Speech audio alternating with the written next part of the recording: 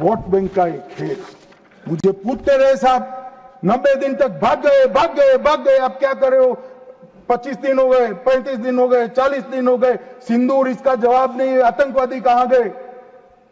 चलो भाई, ये तो भाजपा सरकार है, सेना ने ठोक दिया, सीआरपीएफ ने ठोक दिया, हो गया हमारा काम। अब मैं पूछना चाहता हूं, दाऊद इब्राहिम जिसने मुंबई में सीरियल धमाके गए, किसके राज में भागे मान्यवर? कांग्रेस के राज में। सैयद सलाउद्दीन किसके राज में भागा? कांग्रेस के राज में। टाइगर मेमन किसके राज में भागा? कांग्रेस के। अनीस इब्राहिम किसके राज में भागा? कांग्रेस। रियाज भटकल किसके राज में भागा? कांग्रेस। इकबाल भटकर किसके राज में भागा? मिर्जा सादाब किसके राज में भागे? और इसका हिसाब कौन देगा? उनको मालूम था देना पड़ेगा साहब, इसलिए बहिष्कार करते। वो स्वयं भागे, आतंकवादियों को भगाया और वो भी भाग गए। और हमने मान्यवर 11 साल में यूएपीए में 2019 में अमेंडमेंट किया।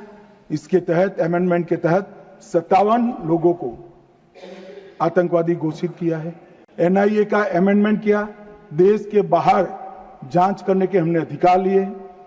एनएसए का हमने सख्त उपयोग किया, 370 को बैन किया, निरस्त कर दिया, पीएफआई को बैन किया, मैक को मजबूत किया, आईसीजेएस का हमने स्थापना किया, नफीस का स्थापना किया, पीएमएलए से टेरर फाइनेंसिंग को रोक दिया और नेट ग्रिड से माध्यम से पूरे देश के आतंकी संगठनों को एक कंप्यूटर की क्लिक पर लाकर रख दिया। मान्यवर, हमने पूरी इकोसिस्टम तैयार करी।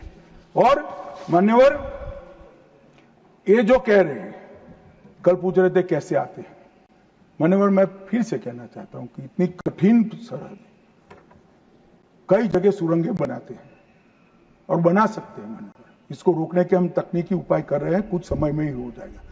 मगर कुछ नाले ऐसे हैं मान्यवर, वहां इतना बहाव होता है, वहां कोई चौकी नहीं लग सकती, चौकी बह जाएगी।